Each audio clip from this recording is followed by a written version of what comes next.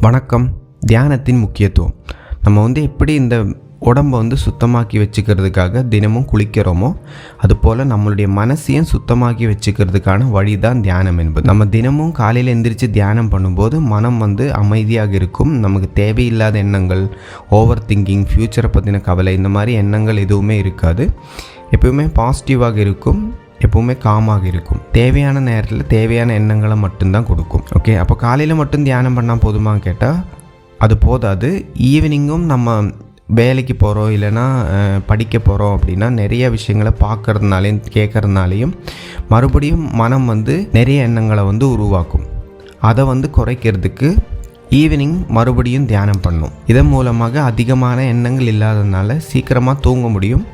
தூங்கும்போதும் ஒரு கனவு வர்றதோ, இல்லை மைண்டு டிஸ்டர்ப் ஆகிறதோ, செமி ஸ்லீப் வர்றதோ அந்த மாதிரி இல்லாமல் எப்போவுமே டீப் ஸ்லீப்பாக இருக்கும்.